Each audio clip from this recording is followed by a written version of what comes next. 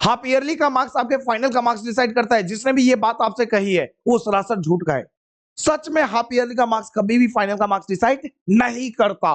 मैं बहुत सारे ऐसे बच्चे जानता हूं, बहुत सारे ऐसे बच्चे जानता हूं जिनके हाफ ईयरली में 35 मार्क्स थे, 36 मार्क्स थे, 38 मार्क्स थे, 39 मार्क्स थे, और उन बच्चों को मैंने फाइनल में 90 प्लस 95 प्लस करते हुए देखा है। और यहां तक कि कुछ बच्चों को तो मैंने 100 आउट ऑफ 100 करते हुए देखा है। लेकिन उन्हीं बच्चों को जिन्होंने अपनी SA1 मतलब हाफ ईयरली में जो गलतियां करी उन गलतियों से सीखा और उसके बाद कुछ रोड मैप फॉलो किया और उस रोड मैप को फॉलो करके अपने नंबर को इनहेंस कर पाए।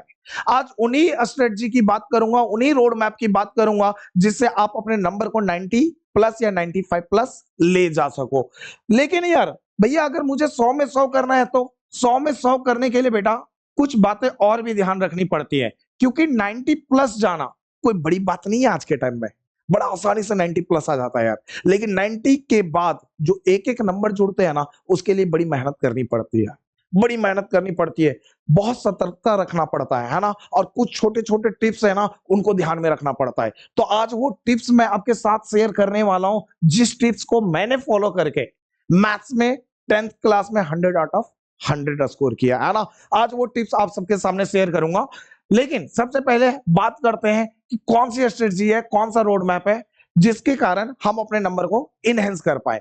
अगर आज देखें तो आज का जो दिन है, जिस दिन मैं ये वीडियो बना रहा हूं, ये है 15 अक्टूबर, है ना।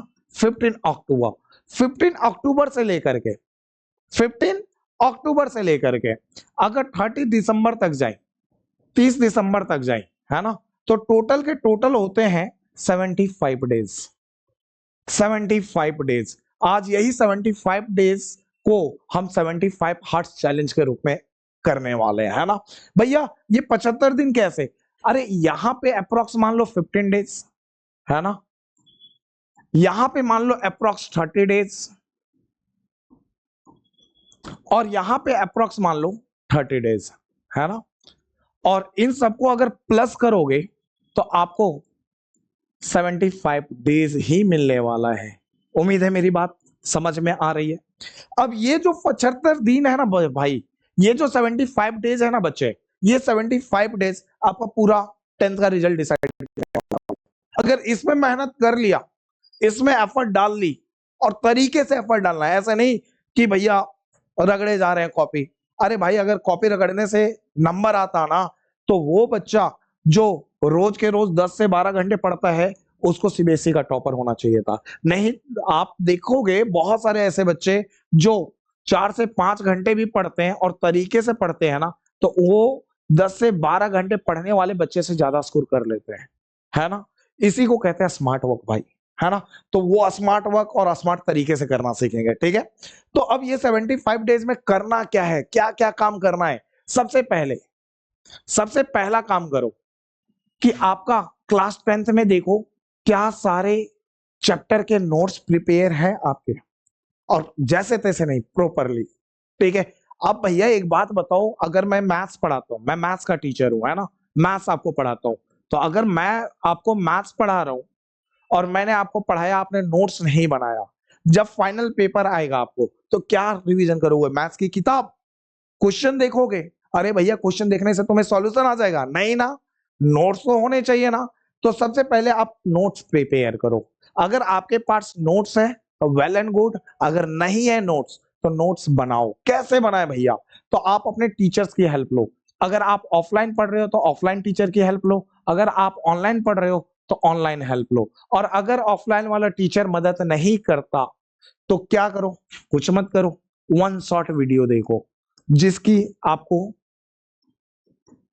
जिस टीचर की वीडियो आपको अच्छे से समझ आती है उसकी वन शॉट वीडियो देखो। और वन शॉट वीडियो ऐसे देखो कि भैया चैप्टर कवर करते करते क्वेश्चन भी हो जाए। ऐसा नहीं कि अगर हम रियल नंबर पढ़ रहे हैं तो रियल नंबर में सारी कहानी बता दी और क्वेश्चन कुछ किया ही नहीं। नहीं भाई, मैथ्स कर रहे हो आप, है ना।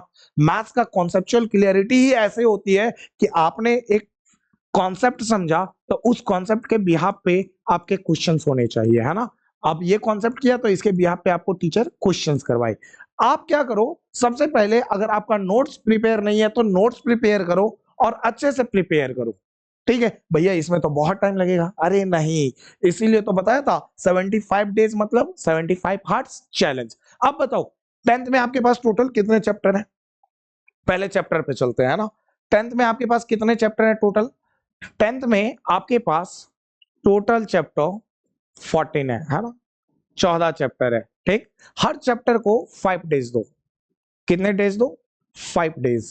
ठीक, और अगर मल्टीप्लाई करो तो टोटल 70 डेज आता है। तो भैया अभी भी तो 5 दिन बच रहा है। अरे कुछ चैप्टर बड़े भी तो होते हैं, तो उसमें एक आध 2 दिन एक्स्ट्रा भी लग जाएगा। तो भैया ऐसे तो 4-5 चैप्टर से ज्यादा हो गया तो और ज्यादा दिन लग जाएगा। अरे नहीं यार, 10th में कुछ छोटे चैप्टर भी तो हैं, जैसे प्रोबेबिलिटी हो गया, स्टैटिस्टिक्स हो गया, ये ऐसे छोटे छोटे चैप्टर हैं जिसमें आपको 5 दिन लगने ही नहीं वाले, है ना। फिर भी मैं कहता हूं मोटा मोटी आप 5 दिन का 5 दिन कंट्रीब्यूट कर दो, 5 दिन दे दो किसी एक चैप्टर को, है ना। 5 दिन ही देना है, 5 से ज्यादा दिन नहीं देना आपको, ठीक है, ध्यान रखना। तो 5 दिन में करना क्या है? पहले दिन फर्स्ट डे, डे 1 में आपको सबसे पहले खुद से पूछना है क्या मेरा नोट्स प्रिपेयर है। आपको अगर आंसर मिला यस तो ठीक है, अगर आंसर मिला नो तो मैंने जस्ट अभी बताया क्या करोगे, फिर से सुनो। ठीक है, अगर ऑफलाइन पढ़ रहे हो तो ऑफलाइन पढ़ रहे हो तो ऑफलाइन टीचर का हेल्प लो, ऑनलाइन पढ़ रहे हो तो ऑनलाइन टीचर से हेल्प मांगो। अगर ऑफलाइन वाला टीचर मदद करने को तैयार नहीं है तो यूट्यूब पे जाके 1 शॉर्ट वीडियो देखो जिसकी आपको समझ आ जाती है, और कॉन्सेप्ट करते करते क्वेश्चन सॉल्व करो, है ना। मतलब कॉन्सेप्ट किया उसके बिहाफ पे क्वेश्चन किया, कॉन्सेप्ट किया उसके बिहाफ पे क्वेश्चंस किया। और ऐसा नहीं है कि क्वेश्चन कॉपी में छाप लिया तो हो गया, नहीं। अगर आपने फेयर नोट्स में, जब आप नोट्स बना रहे हो, फेयर नोट्स बना रहे हो और फेयर नोट्स प्रिपेयर कर रहे हो, तो उसमें अगर आपने एक क्वेश्चन डाला तो वो क्वेश्चन को चाहे आपको 4 बार प्रैक्टिस करनी पड़े, 5 बार करनी पड़े या 10 बार, फर्क नहीं पड़ता। वो अगर आपके कॉपी में डाला गया है तो वो क्वेश्चन आपसे बिना देखे बनना चाहिए। और जब आप प्रैक्टिस करो ना, देखो यार मैथ्स है, मैथ्स जो होता है ना वो पढ़ने वाली चीज नहीं होती है, पोती नहीं है, ग्रंथि नहीं है जो पढ़ रहे हैं, है ना। मैथ्स प्रैक्टिस वाली चीजें होती है, लिख लिख के प्रैक्टिस करना होता है ना। तो जब भी मैथ्स पढ़ो तो लिख लिख के प्रैक्टिस करो, है ना। अगर कॉन्सेप्ट याद कर रहे हो तो बोल बोल के याद करो, कि अगर पड़ोस से तुम्हारे कोई गुजर गया तो उसको सुनाई देना चाहिए कि हाँ यार लड़का पढ़ रहा है या लड़की पढ़ रही है। बात समझ में आई कि बच्चा पढ़ रहा है, ठीक। और जुबान पे अच्छे से सेट कर लो सारे कॉन्सेप्ट। अब भैया क्वेश्चंस प्रैक्टिस किया, क्वेश्चंस आपने बता दिया कि पहले फेयर कॉपी में लिखा, फिर इस क्वेश्चंस को प्रैक्टिस कॉपी में लिख लिख के प्रैक्टिस किया। पहले क्वेश्चन लिखा फिर आंसर लिखा, लिख लिख के प्रैक्टिस किया। भैया क्वेश्चन क्यों लिखना है? क्वेश्चन इसलिए लिखना है कि आप आंसर आंसर प्रैक्टिस करोगे तो आपको कैसे पता चलेगा कि आप किस टाइप के क्वेश्चन का आंसर प्रैक्टिस कर रहे हो। क्वेश्चन भी तो समझ आनी चाहिए भाई, समझ में आ रहा है, इसलिए क्वेश्चन लिख लिख के प्रैक्टिस करना। और ये कितने दिन में कंप्लीट करना है? ये आपको नोट्स प्रिपेयर करना है चाहे कुछ भी हो जाए, कुछ भी हो जाए। अगर छोटा चैप्टर है तो 1 दिन में, है ना। अगर बड़ा चैप्टर है तो 2 दिन में, 1 से 2 दिन में नोट्स आपके प्रिपेयर हो जाना चाहिए। और अगर प्रिपेयर है तो वेल एंड गुड। उसके बाद क्या करें? उसके बाद एनसीईआरटी बुक खोलो। अब सोचो कि मान के चलो कोई छोटा चैप्टर उठाया, कोई भी छोटा चैप्टर उठाया, ठीक, उसको प्रिपेयर करने में 2 दिन लग गया, मान के चलो छोटा चैप्टर पे भी दे देते हैं ना, बड़ा चैप्टर को तो 2 दिन दे दे रहे हैं, छोटे चैप्टर को भी दे दिया 2 दिन, 2 दिन लग गया नोट्स प्रिपेयर करने। फिर तीसरे दिन ये था, ये था फर्स्ट डे, है ना, ठीक है।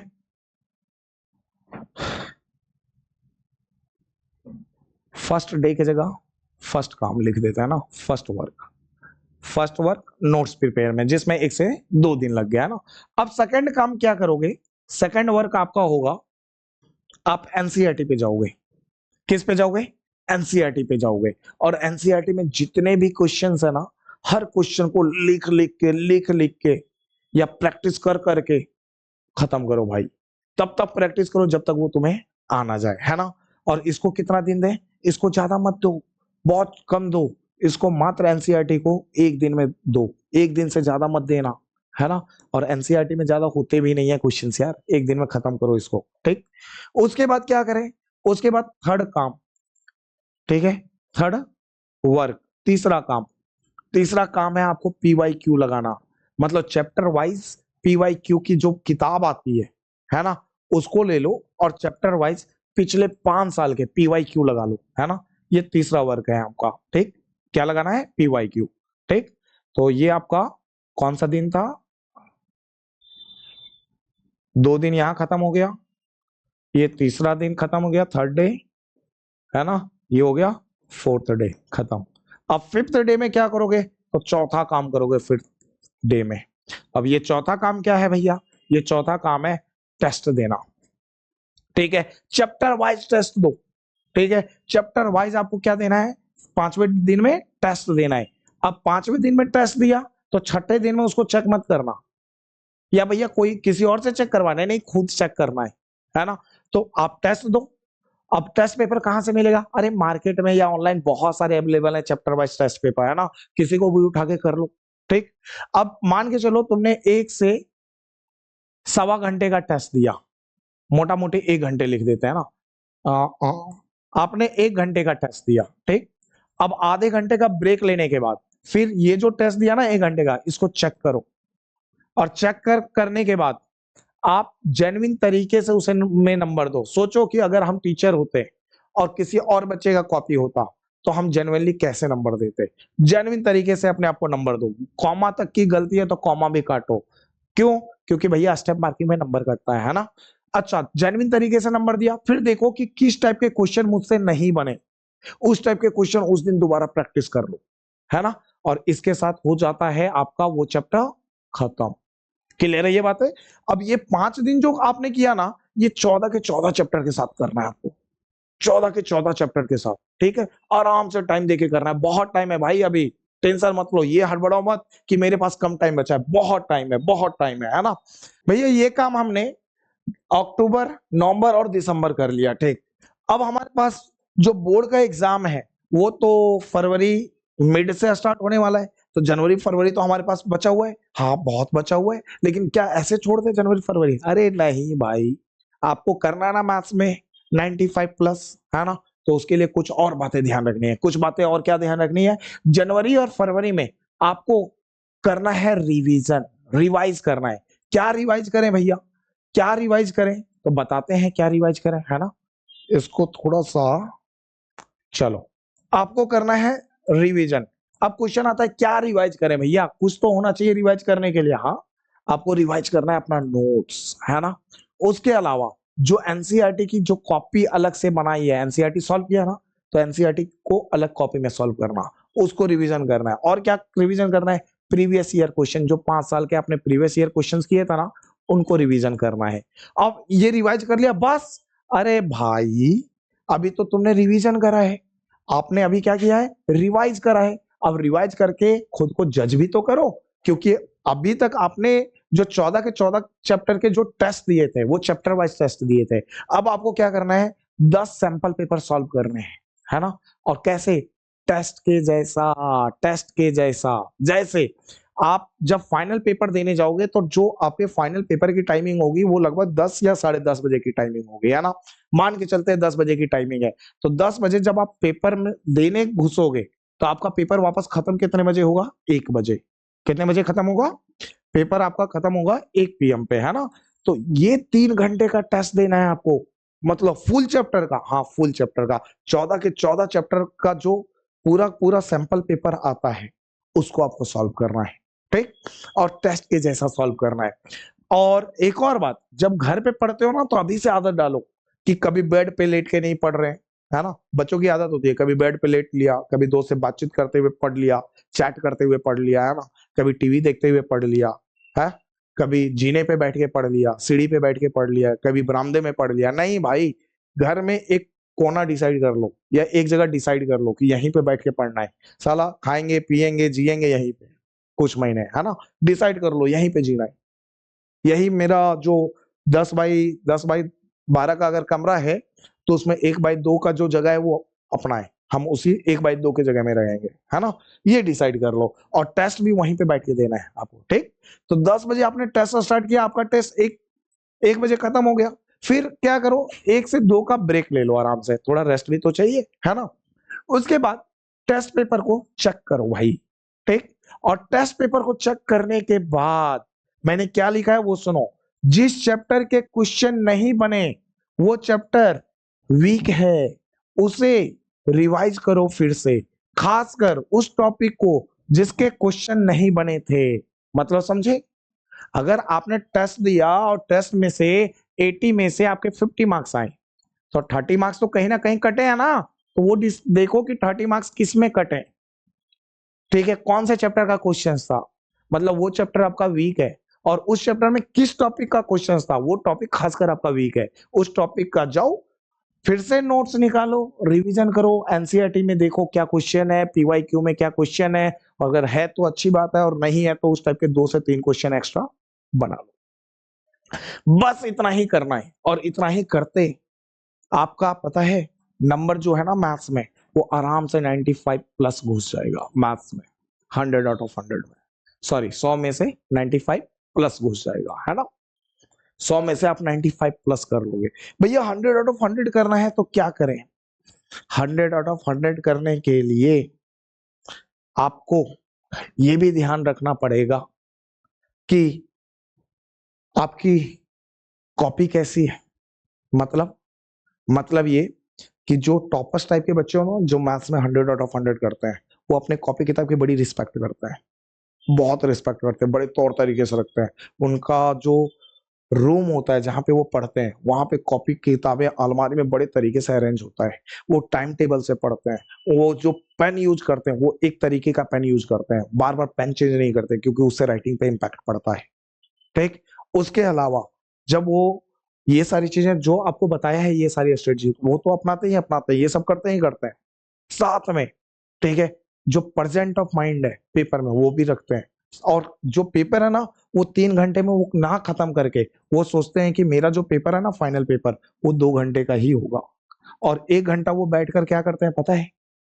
कॉपी में देखते हैं कि कोई ऐसा क्वेश्चन तो नहीं है जिसका आंसर हमने गलत कर दिया, कुछ चीजें छूट तो नहीं गई, और 1 घंटा पूरा पूरा रीचेक करते हैं। ऐसा ऐसा होता है, 1 घंटा पूरा रीचेक करता है। हाँ जी, 1 घंटा पूरा रीचेक करता है। जैसे पूरा 2 घंटे में पेपर खत्म कर दिया, तो शुरुआत के 10 मिनट में तुरंत रीचेक करेंगे। ठीक। अब 5 मिनट ब्रेक लेते हैं। क्यों ब्रेक लेते हैं? क्योंकि माइंड उस टाइम पजल होता है, तो जो इन छोटी छोटी गलतियां ना वो नहीं दिखती, है ना। कभी कभार आपके साथ भी होता है कि कोई क्वेश्चंस लेकर बैठे हो और दिमाग पजल है, तो वो क्वेश्चन साला 1 घंटे लेके बैठ जाओ या 4 घंटे, बन ही नहीं रहा, है ना। लेकिन अगले दिन जब माइंड बड़ा शांत होता है, तो वो क्वेश्चन देखते हैं, अरे तेरी के इतना छोटा क्वेश्चन था साला, ये तो आसानी से बन गया रे, क्यों नहीं बना था कल। होता है ना ऐसा, वही होता है। तो फिर 5 मिनट का वो ब्रेक लेते हैं, फिर वापस कॉपी रीचेक करते हैं। मेरी बात समझ में आई? वापस वो कॉपी रीचेक करते हैं। ठीक। और ऐसे वो देखते हैं कि कोई चीज छूटा तो नहीं है, और जो भी आंसर्स लिखते हैं उसमें ओवर राइटिंग नहीं करते, बड़े स्टेप्स में लिखते हैं, तौर तरीके से रखते हैं, राइटिंग बड़ा साफ साफ रखते हैं। साफ साफ का मतलब ये नहीं बड़ा सुंदर सुंदर दिखना चाहिए, साफ साफ का मतलब होता है कि पता चलना चाहिए लिखे क्या हो। समझ में आया? तो ये कुछ ऐसे टिप्स है जिसको अगर आप तरीके से फॉलो करो तो आप मैथ्स में 100 आउट ऑफ 100 भी जा सकते हो। तो मिलते हैं अगली वीडियो में, और भी टॉपिक पे बात करेंगे जिससे आपको, ठीक है, बेनिफिट्स हो और पेपर में आप और भी बेहतर करें। आप अपने आप को डिप्रेशन में ना लेकर जाए, है ना। आप अपने अंदर कॉन्फिडेंस लाए जिससे फोड़ सके। Okay, bye.